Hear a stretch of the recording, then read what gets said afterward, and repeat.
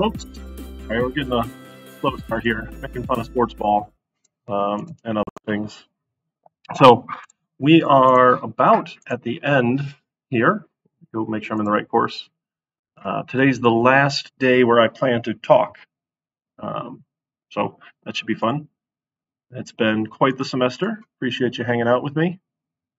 And take a look and see here. So ethics today. So we were chatting. There's actually no code at all today, which is a little sad, but honestly, ethics is it is one of my favorite days in class because this is a hugely important topic that I think distinguishes us and professionals and software engineers from the rest of the world because we can subscribe to a code of ethics and say we're better than you. I say that jokingly, but it's true. It really is. It's what makes the difference between a software engineer and someone who's just a developer or a hack. Having a code of ethics that we can ascribe to is a professional thing. So we'll take a look. I have a PowerPoint from my dear friend, Dr. Ellen Mogan, who was my mentor when I first started teaching here in 2016. So it's been quite a while. But no code, so I use this same PowerPoint here. Been using it for years because he wrote it and it was fantastic. I don't want this view. No. Just show me regular slideshow view from beginning. Okay, there's the right box. I don't want presenter view. Look at that. I can work PowerPoint. I occasionally use it. It's not my favorite thing. We're looking at ethics and how it relates to professionalism. What makes software engineering a profession? So talking about engineering, a code of ethics, and then a couple of case studies. And then we'll wrap it up for today. So the idea of engineering as a profession, we actually borrow a lot of this idea of engineering and professionalism in software from our fine folks who do, is it physical engineering sort of things, like mechanical engineering, electrical engineering, aerospace engineering, and any sort of they deal with real things, I sort of imagine. I don't know much about what actual engineers do, but we have borrowed much of what we call their engineering profession and taken it and applied to software engineering to improve what we can do, which is really cool. They have a lot of history of what makes it a profession, what makes them good at what they do, and we've learned a lot from them. So the idea of a profession, right, which is some sort of knowledge, right, gained by study, experience, and practice is the important part here. So you don't just do, right, you have to study it, you have to have experience in it, and you have to practice it to be a profession. And then you apply it with judgment to develop ways to utilize economically, of course we throw that in here, materials and forces of nature for the benefit of mankind. I think this is really cool. So this comes from ABET. This is our accreditation board for engineering and technology. Our programs here are actually ABET accredited. Not that you folks probably cared when you enrolled here. You were like, oh, I want to find a school that's ABET accredited. I don't know if it's a selling point, but we go through it. It's a whole accreditation process. They review all of our curriculum. They review all sorts of fun stuff. I had to turn in samples of student work from the last time I taught this class, and they look for samples of what we would call good work, examples of what we call average work, and examples of what we would call poor work, and showing how we scored all of it.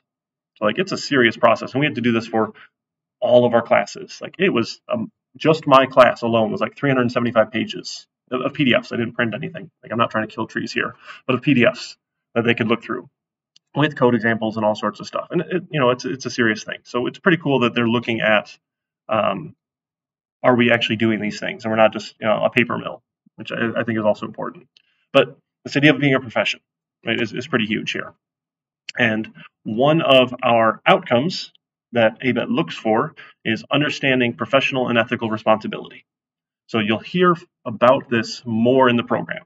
Hopefully this isn't the only time. We generally don't have time to teach it in 150, so this is probably the first time you've heard of it, but it won't be the last because this is an outcome. It's a recurring theme in the program that you'll see, which is cool. So the idea of being a professional, right? Study, experience, and practice. So you have to learn about it, you have to have experience doing it, and then you keep practicing it. I always wondered, Like lawyers and doctors are professionals, and they always have like, it's a doctor's practice, which makes you wonder, like, are you practicing on me, doctor? Yeah, they are. Because it's just sort of how that works. But just a funny term. But they're going to keep doing it here. There's some sort of comprehensive education that sets the bar for what is this professional body of knowledge. And then again, this altruistic view, we're trying to serve humanity with our skills. We don't go into any sort of profession to get ourselves rich, right? The idea is that we can use our skills to help humanity. And by the way, if you make a lot of money doing it, great. But the profession, the body here is trying to use our knowledge for good here, which is pretty cool. So engineering, just the general engineering as a profession, right? It's really indispensable, beneficial need. We need engineers to design all sorts of things, software engineers as well, right? We all benefit from software in society. I think we would all agree without any sort of question there, right? We've all benefited from software. It takes discretion and judgment that's not necessarily subject to standardization. So every new thing that we're doing needs some sort of level of discretion and judgment here. It's not some sort of cookie cutter. I can just say, hey, here's the standard, we're done, right? It takes someone with experience, with knowledge, with practice to be able to make these judgment calls. It's knowledge and skills not commonly possessed by the general public. Most people could learn software. I used to think everyone could learn, and I've changed my mind a little bit on that because after having taught for 10 years, not everyone will be successful, and it breaks my heart a little bit to admit that, but that's okay. But most people who try and try hard will be successful at it, which is pretty cool. But you have to study a lot. There's a whole curriculum of things we have to go and learn, right? A group consciousness promotes knowledge, professional ideas, and social services.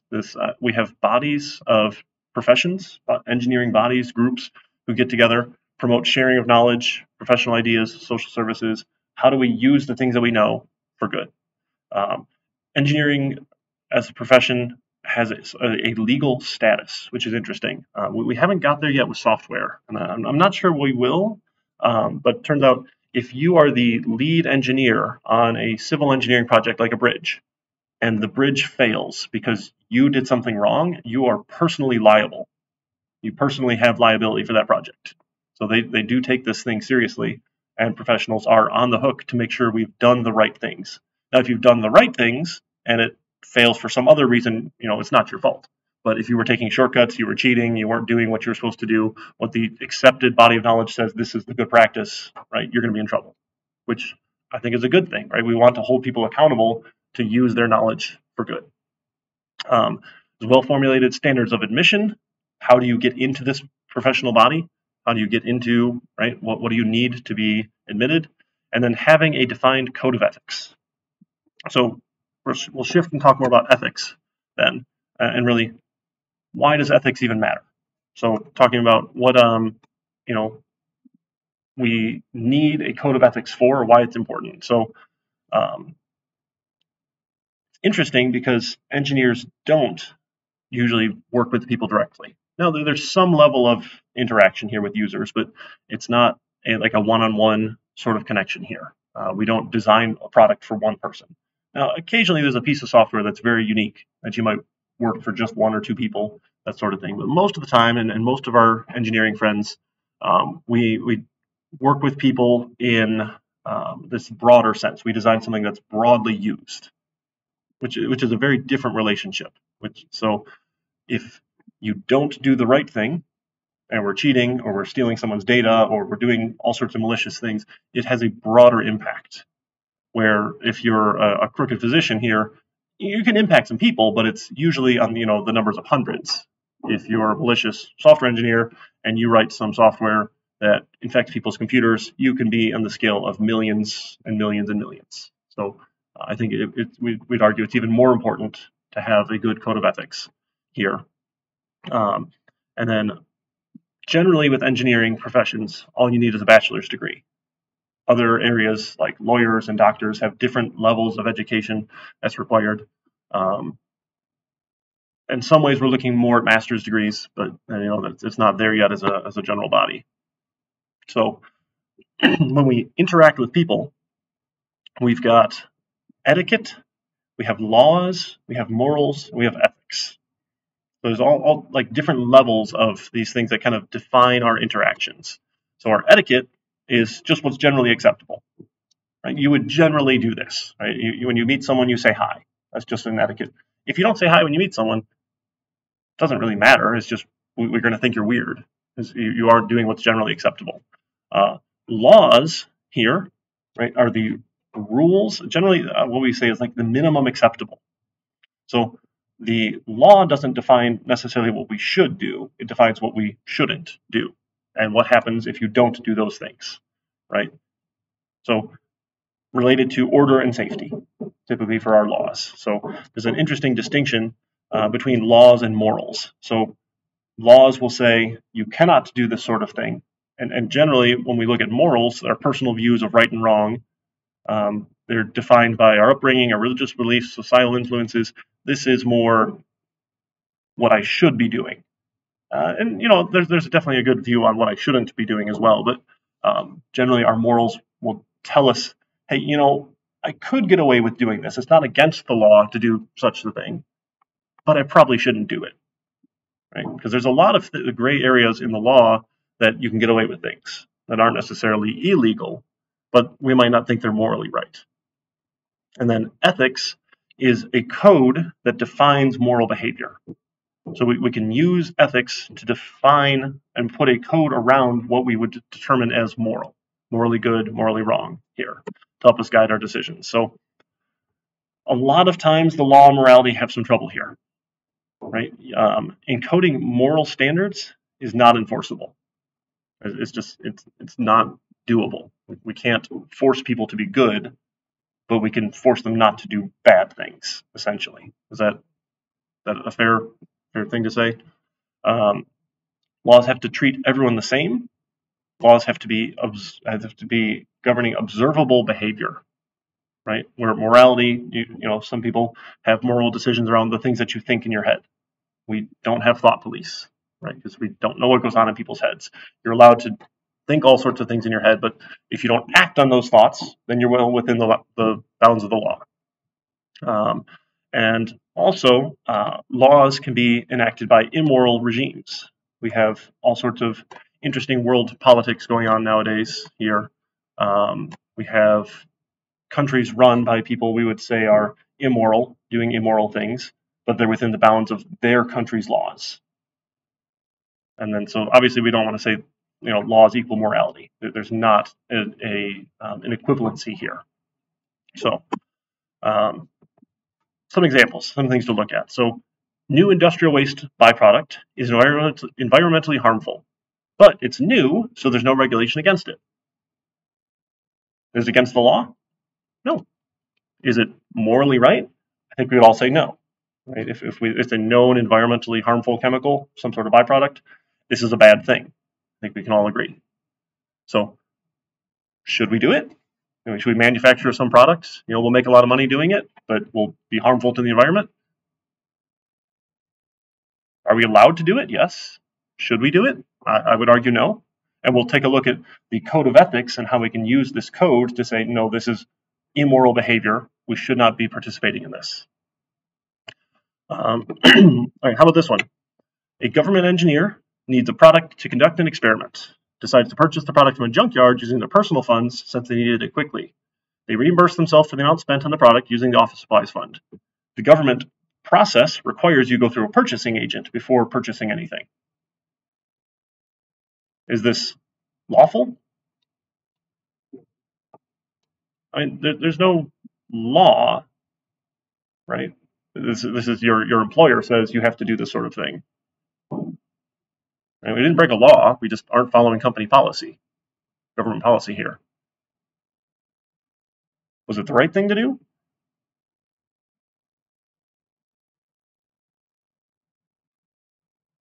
Maybe. You think yes?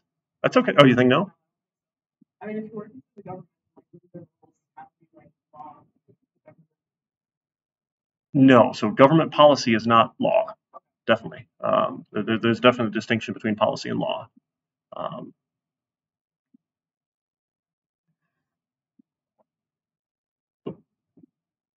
And these things are tricky, and there's gray area when we look at these sorts of things. So, how important was it that he had to conduct this experiment now? I don't know. We don't have that sort of detail, right? What would have happened if they had to wait? The government purchasing, I have to imagine, takes a long time. It takes a long time for us as a university to purchase things. So, and we're like a sort of government-related entity. Can't imagine that's a fast process. So what happens? Maybe have to look at some sort of trade-off. What's the downside to waiting? Or what if it costs 3 times as much for the purchasing agent to buy it because they can't buy it from the junkyard because the junkyard's not an approved vendor? Some organizations have lists of approved vendors that you have to work with, and you're not allowed to go outside that list for reasons. Is it good for our government employee to spend 3 times as much money on this product that they need when they could have gotten it cheaper? Right? They're using taxpayer dollars, right? It impacts all of us. These are tricky. Right? It's hard. They already said the thought police. You can't police thoughts. This is obviously silly. So, ethics themselves is the study of morality. Professional ethics are used to guide the conduct of professionals. And most of our technical societies have some sort of written code of ethics. So, our ABET here, our fundamental principles, define ethical behavior. So we have principles, and then you have canons that expand on the principles with the set of rules. Because we love terminology, of course. We have to have technical terms to define our technical terms. So some of our principles here. Engineers uphold and advance the integrity, honor, and dignity of the engineering profession by, here's the fundamentals, and then there's canons that further encode this with a set of rules. Use their knowledge and skills for the enhancement of human welfare, being honest and impartial, serving with fidelity the public, their employer, and clients, striving to increase the competence, prestige of the engineering profession. This one gets to me a lot when you get people doing a bad job with software. They are not increasing the prestige of our profession, especially people who write malware. Maybe not even malware, but people who write just nonsense ads, sort of thing. Like, you've done a bad thing here, friend. No one likes you. And they think we're worse off for it because your ads are obnoxious. Like on those mobile games where like every time you want to go to the next level, you get an ad and like, can you actually hit the little X there? Half the time you miss the X button and it takes you out to the page. Yeah, like how is this ever? We thought this was okay. No, everyone hates us for this. And then this one I thought was really cool. You support the professional and technical societies of their disciplines, right? This idea that we're bringing up the whole profession as a whole, the whole society as a whole, supporting it, which is really neat. And then some canons then that support some of those. Engineers shall hold paramount the safety, health, and welfare of the public in the performance of their professional duties. Paramount's a fun word, but like looking after the safety, health, and welfare of the public while doing the things that we do. Shall perform services only in the areas of their competence. If you don't know what you're doing, you need to tell someone that you don't know what you're doing. Obviously, they're not going to ask software engineers to design a bridge. I think we're safe. But right, this is a good practice. Like, don't be responsible for things that you don't know. Right? It's okay to say you don't know things. That's perfectly acceptable. That happens all the time. No one knows everything. It is essentially on purpose, but honestly, I don't know all the things. I can't keep it all in my head, so I Google things all the time, even while I'm trying to show you demonstrations of stuff that I probably should have in my head. I just don't have space for it, right? But we can go look it up. It's not too bad. You should issue public statements only in an objective and truthful manner. Right? Let's be honest and truthful, and objective here. This one's kind of tricky depending on who you're working for, or what you're doing, or what the company's aims are. You act in professional manner for each employer or client as faithful agents or trustees and avoid conflicts of interest. Build a professional reputation on the merits of their services and shall not compete unfairly with others. Shall act in a manner as to uphold and enhance the honor, integrity, and dignity of the profession, and shall continue their professional development throughout their careers. Shall provide opportunities for the professional development of those engineers under their supervision. How cool is this one? Number 7. Not only are we continuous learners, but we provide opportunities for those that we supervise. Like, that is codified into this engineering code of ethics. Like, we need to help the people that we manage learn. and be good at it. And this is my biggest issue that I have with some organizations that we're going to trash later in the day, is that some companies are just awful at this sort of thing, and they're just terrible places to work. Well, we can make fun of them later. So when we have conflicts here, there's some sort of scenario and there's a conflict. It's pretty easy if it's a factual issue. It gets harder and more abstract and more difficult to come to a resolution if it's an application of something, even harder if it's just conceptual, and even harder if it's just a moral issue. So, should you be allowed to speed? We have the technology in cars to program them so that they cannot go above the speed limit. Should we do it? Right? Would it save lives? It probably would. Right? Most accidents, right? I think we could find some factual numbers here, happen when people are speeding. Not all of them, but a good chunk of them here. Right, should we Google that? Let's Google that. This one sounds important. The accidents happen while speeding. Let's see if we can get some data here.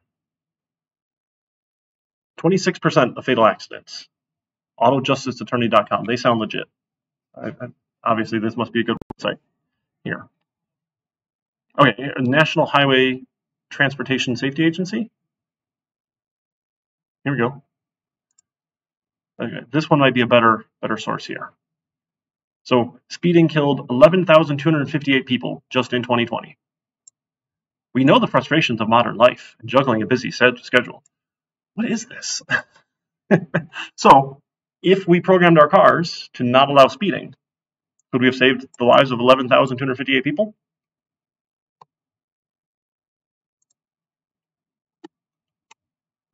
Maybe. Likely. Maybe not 100% of those people, but the majority of them. How many accidents happen with the Autobahn? All right, let's Google. Let's Google. How many accidents happen with Autobahn? Oh, Autobahn. Only 3,500 accidents each year. What's the cause of each one? Nope, that's the average. That's not. What is the cause? How dangerous is the Autobahn? Annual fatality rate of 3.2 per billion kilometers, while the United States has 5.0 per billion kilometers. So every billion kilometers driven, 5 people will die in the US. In Germany, 3.2. That's in 2004. That's kind of old, but interesting numbers. So not as dangerous in Germany. Now, and this might have other factors, not just the speed. Yeah. Germans take driving very seriously and find it a privilege. We had a German foreign exchange student when I was a kid, and he was super excited. He came here for his senior year and got an American license. And in Germany, you can't get a license when you're under 18. But when he went back to Germany, he was able to use his United States license to drive as an international license. And he was super excited.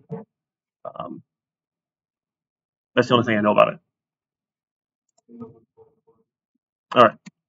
So, but this is, again, a bit more abstract, right? Should we be allowed to speed? Is it against the law to speed? Yeah. Yes. We can all factually agree, yes, it's against the law. That one's pretty easy. Now, can you go 5 over without getting pulled over? Basically all the time. Basically all the time. Although, as a white guy, I can get away with it more often than the rest of you. I'll happily admit that. Or, happily is the wrong word. I'm sorry. I will definitely admit that I have that privilege. But most of us, I think, can get away with going 5 over. Now, is 5 over a big deal? Is it the same as going 20 miles an hour over the speed limit? No. So there's a level of how bad is this really? Right? And that's what makes it this weird moral issue. A little bit more conceptually. Right? If we have a clear definition. Speeding without adverse driving conditions is going greater than 70 or 75 on some of our highways now, or with adverse driving conditions. Speeding is considered a speed that will cause an accident. So you can be speeding and going less than the speed limit if there are adverse conditions and still get a speeding ticket. I've seen people all the time. We're getting close to Michigan winters. Welcome to winter semester next month. Yeah, we're getting there. Michigan winter, where people in big trucks with four-wheel drive think that they can drive 70 on the freeways when it's snowing, and then I see people in the ditch. So, you know, if you want to take your expensive truck and run it into the ditch, go for it. I don't. I don't want to deal with that. So, an application. Our road is slick from a light rain. Is John speeding if he skids off the road when traveling 55 miles per hour on a highway marked for 70? He was going less than the speed limit, going slower because of adverse conditions, but he skidded off the road. Was he speeding? How fast was everybody else driving? We don't know. It doesn't matter how fast other people are driving. If everyone else jumps off a bridge, you're going to jump off a bridge. Oh, so was he speeding? I mean, he was going slower than the speed limit, so trying to take into account the adverse conditions. I think that's a skill issue. I think it's a Michigan roads issue. So it gets tricky. How about more factually? I got stopped for speeding. Which was out of calibration? The radar gun or my speedometer? We can test them, right? We can find the factual answer to this. There's no ambiguity here. This one's pretty easy. So this like level of how do we settle conflicts here gets harder and harder and harder. And there's not always a right answer, which is the difficult thing here. So different types of ethical issues. Conflicts of interests, whistleblowing, safety, environmental, product liability, public service. There's a whole YouTube link you could go take a look at later if you want. Resource allocation, or if you think back to like one of those beginning slides on professionalism within our resources, what's the right word here? All right, we'll go back. There was a good word for it.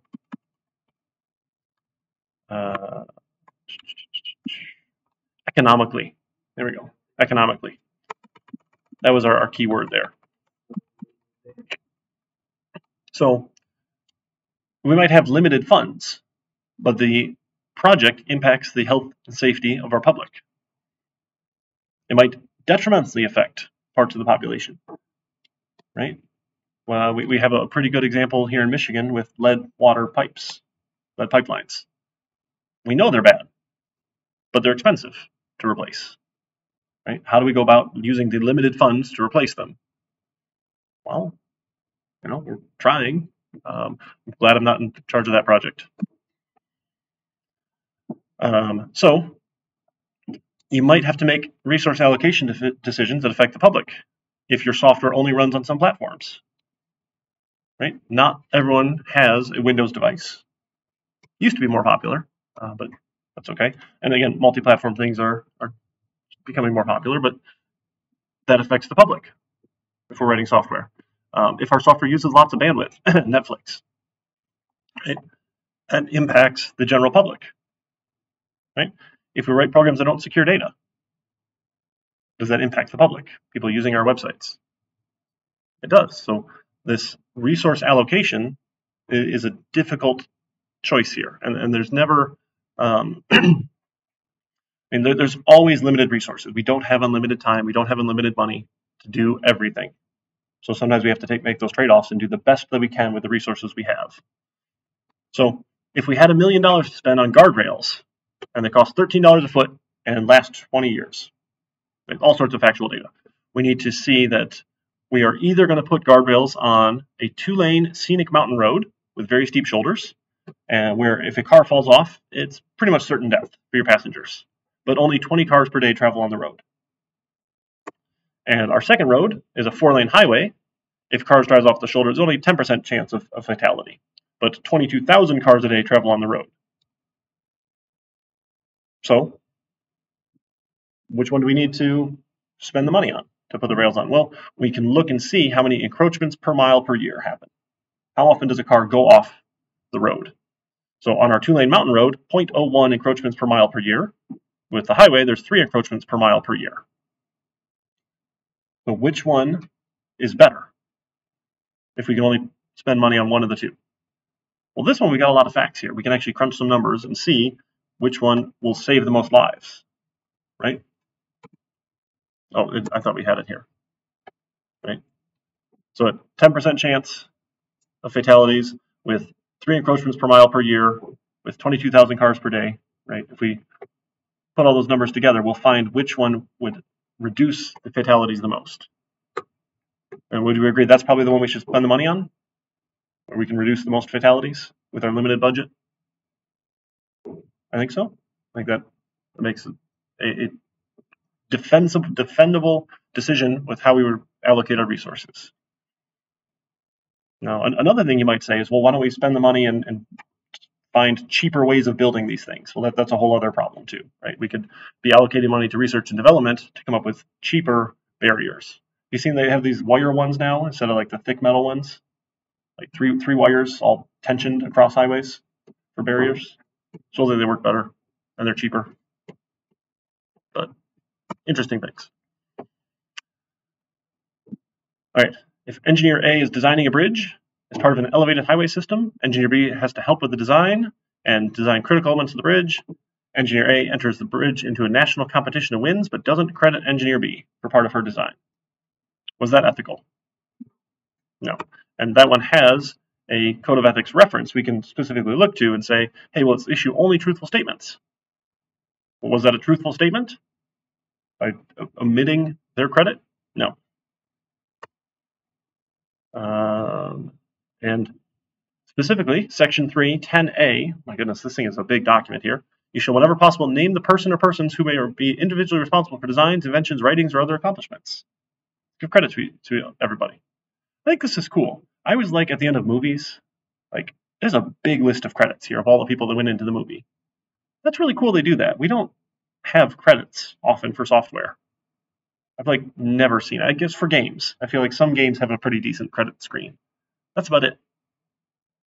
Like, how do I find like who worked on Microsoft PowerPoint? I don't know. There's no list. There's no credits there. It's kind of a bummer. All right. Yeah. That was bad. All right. Engineer A works as an engineer for defense contractors, reviewing the work of subcontractors. Engineer A discovers that certain subcontractors have made submissions with excessive costs, time delays, or substandard work. Engineer A advises management to reject these jobs and require subcontractors to fix the problems. I'm sorry I'm reading to you. I know you folks know how to read. This is why I hate PowerPoint. It feels really boring for me, though, if I just, like, okay, you folks read it. I don't know. Is that okay? After an extended disagreement about the subcontractor's work, management places a warning in engineer A file and places him on probation, warning of future termination. How dare you complain about this? I don't know. This is kind of nonsense. Do you have an ethical obligation or an ethical right to continue your efforts to secure change in the policy of his employer under these circumstances, or to report his concerns to the proper authority? Like, hey, we're going to fire you if you keep complaining. Do we need to keep complaining because our defense contractors are doing substandard work? This one's no fun. Like, this is not an enjoyable place to be here. Right? What do you think? That is not ethical that they fire. Yeah, so definitely the company's not doing a very good thing here. Do we have an obligation to continue complaining, or to take it to someone else and say, hey, my company's doing a bad thing now? Do we report them because we're a defense contractor? What do we go report them to the Department of Defense? Right, for excessive costs, time delays, or substandard work? Do we have the right to do it? So an obligation and a right are different things. Is that fair to say? Right? If you're obligated to do something, you should go do that thing. If you have a right to do it, you can do it if you want to, but you don't have to go do it. So looking at our code of ethics here, like, we want to take this all back to see if we can find supporting stuff in our code of ethics, because this is easily defendable to say, hey, this is the codified set of ethics that help define moral behavior. We don't just, it feels bad. No, that's okay if you think it feels bad, but it's harder to defend, to say, I think it feels bad. So we should say, okay, engineers should recognize their primary obligations to protect the safety, health, property, and welfare of the public. If their professional judgment is overruled under circumstances where the safety, health, property, or welfare of the public are endangered, they shall notify their employer or client and such other authorities as may be appropriate. Like in our code of ethics. So, okay, we notified our employer, right? It's maybe safety with substandard work. Not really sure. Property, we're over cost, right? They're taking more money than they should be. That's definitely, taking the public property. Right? That's our tax dollars. All right, they notified their employer. Engineers shall not complete, sign, or seal plans or specifications that are not of a design safe to the public health and welfare and in conformity with accepted engineering standards. If the client or employer insists on such unprofessional conduct, they should notify the proper authorities and withdraw from further service on the project. Like, don't sign off on it. Don't do it. Like, this one is pretty clear, but this is more specific to safe public health and welfare, safety issues. It's not really a safety issue if they're taking more money than they should be, stealing. It's not a safety issue, right? Is that fair to say? So sort of, this would help us if the substandard work was a safety issue. We could come to this and say, okay, it's a safety issue now, get lost. But if it's just they're just charging us more money than they should be, it's not, we can't use this one here. So we'll say it doesn't endanger public health or safety, right? But the unsatisfactory plans or unjustified expenditures are an issue. So we did bring it up to the employer. Now, if you feel strongly that your employer's course of conduct was improper, then you can be a whistleblower. You can feel compelled to be a whistleblower, expose the facts as seen, but you might lose your employment. Now, if the whistleblower case actually goes through, there's like protections against that and all sorts of other interesting things here. We have some interesting laws to protect whistleblowers, but in the meantime, you'll probably still lose your job, which would suck. So the ethical duty or right of the engineer essentially is a matter of personal conscience at this point. They're not saying you have an obligation to continue complaining and reporting, but you do have the right to do it if you want, right? So they're saying it's still kind of gray, even with our code of ethics here. It's still kind of a gray area. We did what we could, brought it to the employer. The employer said, stop complaining. We'll fire you if you keep complaining, right? This is fine enough. Oh, okay. So we only must withdraw from the project and report them if it's a public health and safety issue, not over cost, substandard work. So still a little gray. So no ethical obligation, but does have a right to do so, according to our code of ethics here. That's interesting.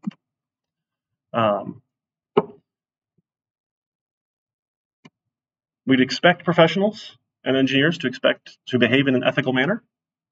Right? Conflicts do occur. That happens. It's hard to manage everything. Various moral theories can be used to settle moral issues. Right? Even though we have this code of ethics that said this is what we'll define as acceptable, right? There are still different and opposing moral theories sometimes that might settle moral issues. So they become very difficult. And resource allocations is definitely a major issue. Right? We don't, as much as I love testing, we don't always have the time to test everything completely. Is that wrong? We made sure it did what it was supposed to do. Did we have time to make sure it doesn't do what it's not supposed to do? That's hard to do, right? We could test and test and test and test and test all day long. Hey, what happens if I get -1? What happens if I give it 200? What happens if I give it a billion value? Like, there's all sorts of unexpected inputs that can happen in programs. So do we test against all of them? Some level of testing is good. It was hard to get all the way there, and because it's a resource issue. Other example. Okay, cool. So I want to show you there is the ACM code of ethics, software engineering code of ethics. So one specific for software engineering. So ACM is our Association for Computing Machinery, an old organization. This is one of the professional organizations, and they've actually joined with the IEEE as well, another old organization, to publish a software engineering specific code of ethics, which is pretty cool.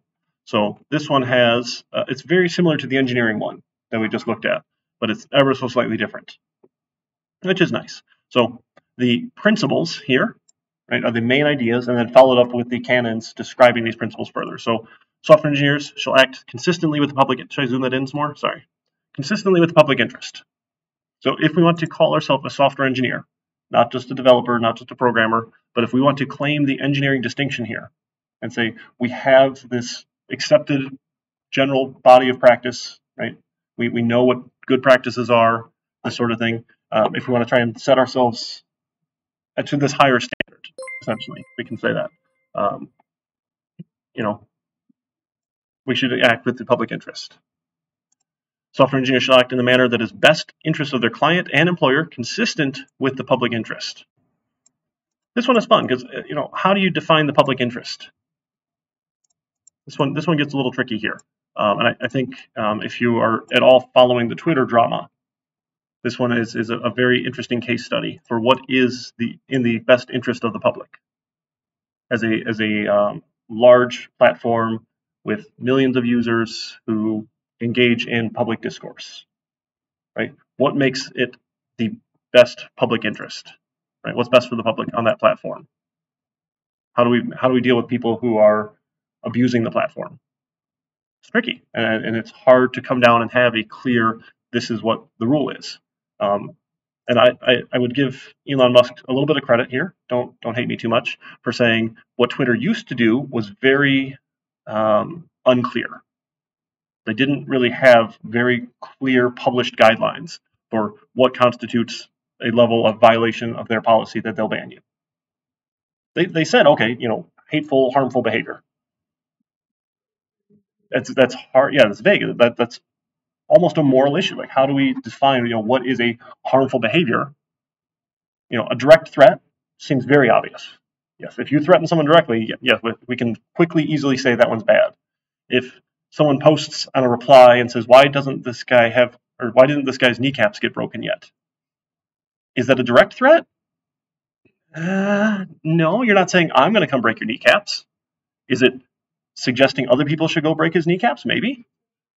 And depending on the following of this person who makes this comment, you have crazy people who go do crazy things, like threaten the speaker's husband in his underwear because you're following some sort of news nonsense and you think they're a threat. What, you thought he was a pedophile? I don't even understand half this stuff anymore. I can't keep up with it. You get people who follow the QAnon nonsense and believe there's lizard folk out there. What is this lizard folk thing? I don't even understand. Is that in the public interest of, okay, we support free speech. Can I go say there are lizard people out there? Yes, I can. But if people believe me and go hurt people because I said they're lizard people, I don't understand. And this is hard. So it makes for an interesting case study, as weird as it is. So we'll see if they can come out with a very clear set of standards of conduct and be able to justify their behavior on who they ban, who they block, that sort of thing. I think it's good if we can make them more clear. We'll see. Time will tell. The product. We shall ensure that their product and related modifications meet the highest professional standards possible. This one is real tricky here. Professional standards mean testing, right? We know we need to test our software, but to the level of how far do we test it, again, is a resource issue. We have conflicts between resource allocation and my professional standards. Now, I'm not just going to write software and throw it out there and hope it works, right? I'll at least make sure it does what it's supposed to do. But how thoroughly have I tested it? And then how vulnerable is it now to exploitation if I haven't gone through and done more work on preventing that? Right? If I release the Windows operating system and people can go and write malicious software and infect my operating system with viruses and then create a botnet of millions of computers because they don't have the latest security patches, that's bad, right? So Windows now says, okay, you're going to get updates. People seem to hate it half the time, which I still don't understand. It's not that bad your computer has to reboot, is it? And people have this visceral reaction, oh, my computer had to reboot. Okay, save your files, let it reboot. Is it hard? Is it that hard? I don't know. Okay.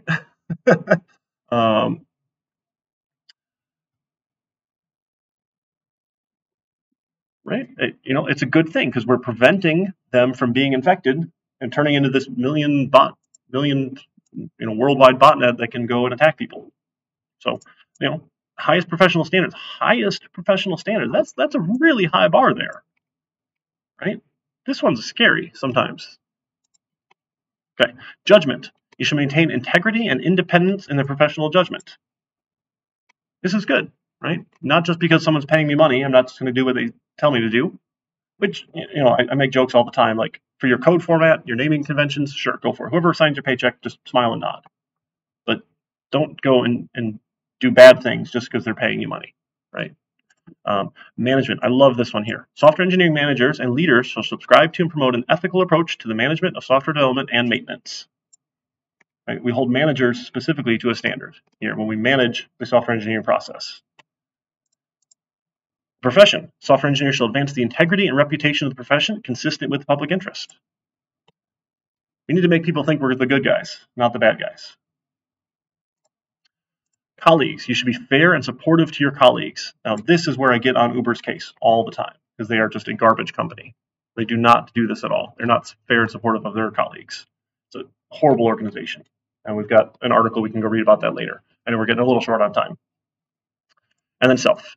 She'll participate in lifelong learning regarding the practice of the profession and promote an ethical approach to the practice of the profession. Practice of the profession, practice. I feel like this is repetitive here. Again, but it's still a practice, which is interesting. So we'll call it practicing software development. Okay, and then the full version here that has all of the canons that support the public, like each of those tenets here is really long. It's a whole bunch of stuff here. But I think the management one here, some of these are interesting here. So in management, effective procedures for promotion of quality and reduction of risk. Right? How do we promote quality of our software and reduce the risk in our software? Right? It's good. You should inform your engineers of standards before holding them to it. This is nice. Know what your policies and procedures are for protecting passwords, files, and information that's confidential to the employer or confidential to others. This one is huge. We have all sorts of issues with data lately. It seems like every day there's another data breach, which is no fun. There's actually out here, here's the CIS, shame here. This is new. Where is it here? It's an overhaul. Where's my link for it? This is the wall of shame for healthcare companies under the High-Tech Act. They must list the breaches of unsecured protected health information affecting 500 or more individuals. Look at this. This is daily. Daily. There's breaches here of 500 or more individuals. This is insane. Right? We can filter on state here. Let's go find Michigan. Let's sort the other direction. We'll go find Michigan. See some recent hacks here in Michigan. Data breaches in Michigan. Let's do 100 was our max. Okay. How about page 6? Too far. Page 5. Too far. Page 4. Here's Michigan. Okay, here we go. So recent issues in Michigan. Ascension in Michigan. Unauthorized access or disclosure of 27,000 records on February 22nd. On Tuesday. Two. Well, it's actually on a Tuesday though, which is really funny. I think it was actually a Tuesday, wasn't it? 2/22. Come on. Let's see. We have to look this up now. It was a Tuesday. 2/22. The Tuesday. My friend's birthday. They did not turn 22 that day though. That'd have been really cool. Warner, Norcross, and Judd, LLP. Someone hacked their network server. 255,000 records, healthcare records, breached here because they lost. Someone hacked their network server or an IT incident. Trinity Health. Oh goodness, they're my former employer. Yeah, so they are like the 4th largest healthcare company in the world, or in the country, I think. They're pretty big. Maybe not 4th. Oh no, they're like the 2nd largest Catholic healthcare company. I think top 10 maybe in the U.S. It's been a while. Wright and Phillips lost even more. Ear, nose, and throat associates, electronic medical record network server, hacked 14,000. Eye surgeon, 23,000 patients at an eye surgeon. Wow, they see a lot of patients. Holy cow! Like, and they know specifically 25,318 people here. Do we know any of these other? The dental company. Okay, this is 2,000. Mott Community College as a health plan lost 1,600 records. Trinity Health again on unauthorized access or disclosure for 5,000 records. University of Michigan Medicine, 33,000. Oh, this was like a month ago. This was recent. Like, you can look at these and, oh, it doesn't, okay, it doesn't give you more. I thought it would give you more information. That's okay. Another University of Michigan, 2,000. Spectrum Health, 700. All right, anyway, so disclosure of information. Where do we get from there? Okay, the confidential piece here. So it is not a breach of information if the data is encrypted. So this was unencrypted data that they got because people were too lazy to encrypt their stupid files. It's not hard. It's really not hard. Like you have whole laptop encryption. It's like a one-click thing, and any files on my laptop are fully encrypted. So if my laptop gets lost and I had personal health information data on it, it wouldn't count because it was encrypted. So I guess probably that's why most of these are hacking, right? You're getting the data off a server somewhere. But anyway, that one's fun. Assign work only after taking into account appropriate contributions of education and experience tempered with a desire to further that education and experience. As a manager, like assign work to the right people. Don't abuse your interns, right? Sort of thing. Realistic quantitative estimates of cost, scheduling, personnel, quality, and outcomes on any project which you work or propose to work. Provide an uncertainty assessment on these estimates. This is tricky, and you'll get to this sort of stuff later on in the program as well. Like, how do you estimate work? It's hard to do. This is a difficult thing to do in software. No one's good at it. Attract potential software engineers only by full and accurate description of the conditions of employment. Like in our code of ethics here, we're saying, hey, we will give you an accurate description of the conditions of employment. That's really cool to see. Like, this is in the code of ethics for managers, like as the managerial level, to say, hey, we want to make sure we're doing this right. Fair and just remuneration, not unjustly prevent someone from taking a position from which that person is suitably qualified. This is huge. Another reason I hate Uber, and I think they're just a nasty organization. I'll find that article in just a minute. I know we're almost out of time here.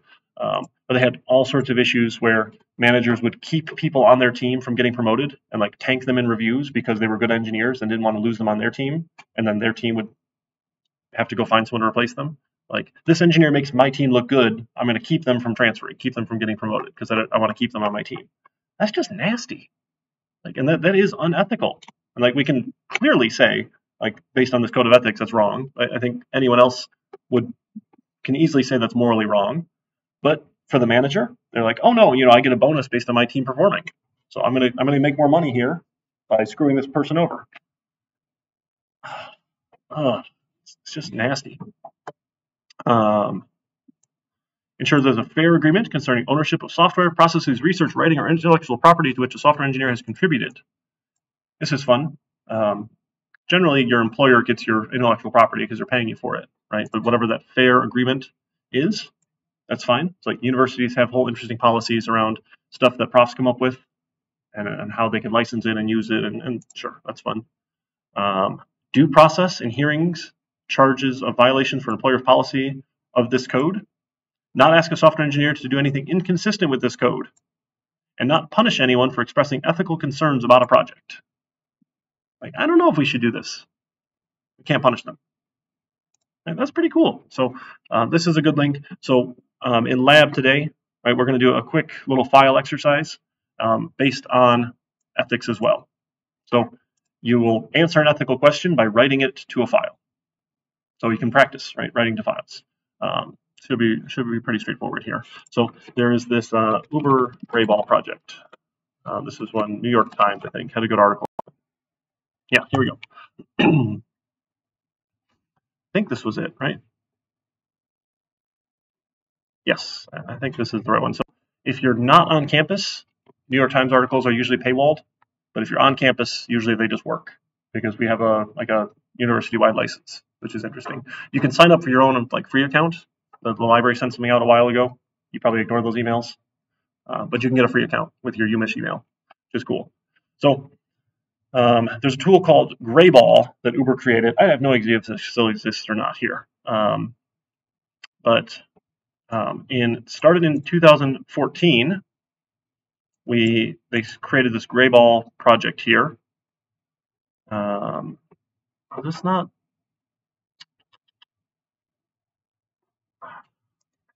Hang on, there must be a different article. Is that the only one?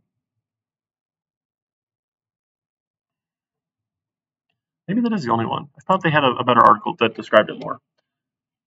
Let's see.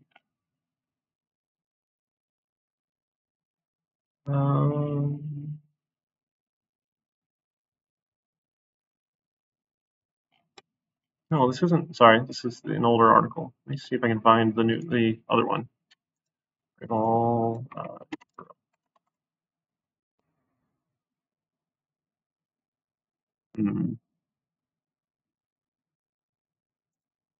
This one?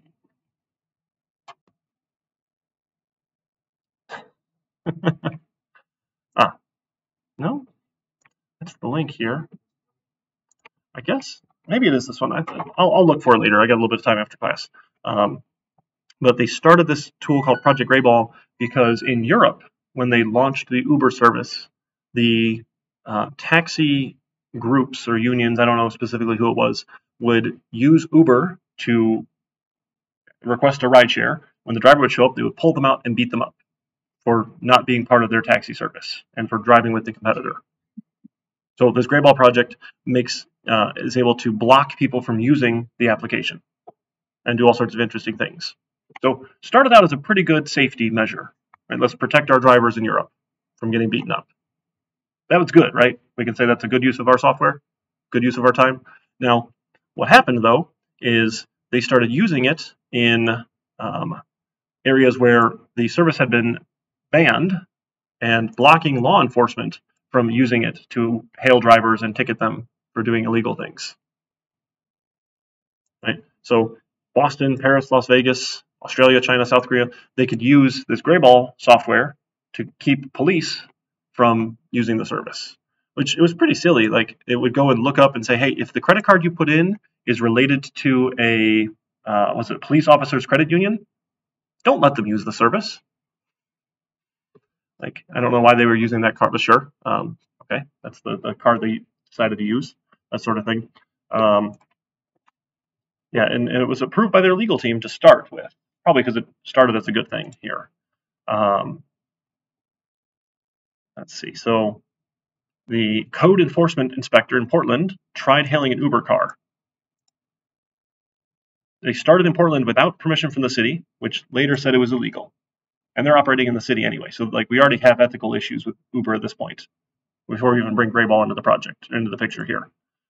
But what he wanted to do was try and summon a car, see if it would work so we could ticket them, right, for violating the code of Portland. But the cars that they saw were not real vehicles. So they would show fake cars on the app to you. So you can't actually track down the real drivers, right? Any Uber drivers that they did hail got canceled. They don't go pick this person up, right? So they blocked Grayball as being a city official, right? Served up a fake version of the app with ghost cars to evade capture, keep you from getting ticketed. Here's the workplace culture one. This is, they have all sorts of nasty things here. 14 core company values, making bold bets, being obsessed with the customer, always be hustling. If one of your company values is always be hustling, I think that's a red flag right there, right? And they quote this, hustling. They didn't even spell the word. I don't know. Okay, I guess I'm being crazy. But they say they're a meritocracy, so the best and brightest will rise to the top based on their efforts, even if it means stepping on toes to get there. Okay, sure. Yeah, so internal emails, chat logs, tape recorded meetings, unrestrained workplace culture. So where is it here? Oh dear.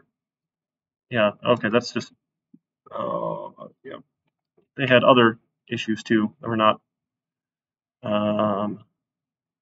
every manager is fighting their peers to undermine their direct supervisors so they could have their direct supervisor's job.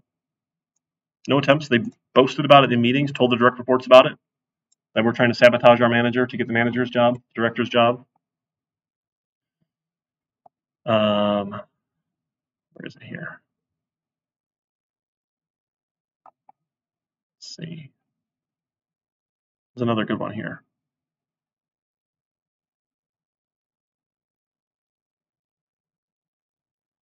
I thought they had more. Let's see. Totally committed to healing wounds of the past, building a better workplace culture. Their chief human resource officer, garbage. I thought they had more details here. I'm sorry. It's been a little while since I looked at the articles.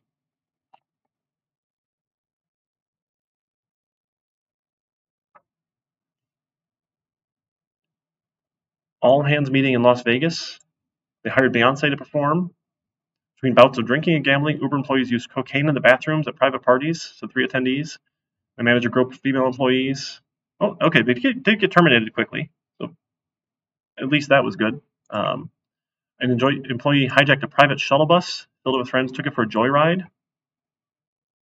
Wow.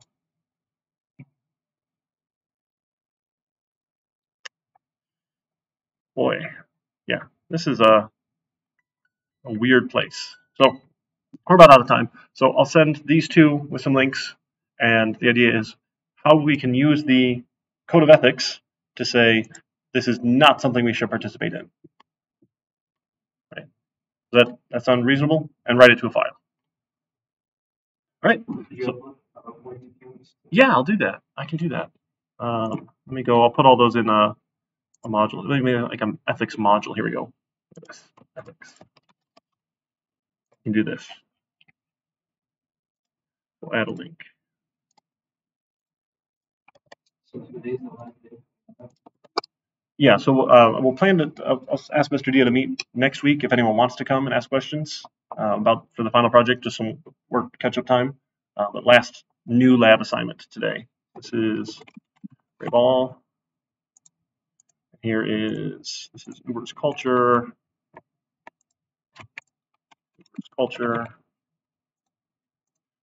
Here's our code of ethics. Software engineering code of ethics. And the last one was that PowerPoint, right? I think I downloaded it. Did I actually save the changes? I don't think I did. Okay. Save that. All right. It's been fun, right? So next week, you're welcome to come if you want. I'll be here to answer any questions you folks have about the group project, get you unstuck if you're stuck on things. So our presentations are December 12th. If you don't come on the 5th and the 7th, and you ask me questions on the 10th or the 11th, I'm still going to try and help, but I'll be honest, I'm less likely to be helpful, right? Less likely to make time. Is that okay? So if you come and you still have questions, I'm happy to work with you. I know things come up. That's okay. I've got some time over the weekend, usually late at night after the kids are in bed. I'm happy to meet with people. But ideally, we're like close to done by the 7th. That's the goal, right? By the time we finish up, maybe even take it to lab and finish up in lab time on the 7th. So maybe a week from tonight, if we could be done, you don't have anything to worry about. But if you're not, that's okay. You still have a little bit of time, but I know you have other classes, other finals, other things to worry about. So if we can knock this out and be done by the end of the 7th, hopefully that makes life easier for everyone. So that's a good goal to set. And it's okay if you don't, but I'll be here on the 5th and the 7th, just to answer questions. We can hang out and work on it together. Is that okay? All right, it's been a lot of fun. I'll be working on getting grades in as well. I'm so sorry I'm behind. It's been I just have to go do it. It's been rough. Sorry. I'll get those in for you, and hope to see you in the future. Take care, everybody. Pretty sure taking it for C#. Oh, C# is fantastic. That is a good class. It's a lot of fun. It's one of my favorite ones to teach, actually.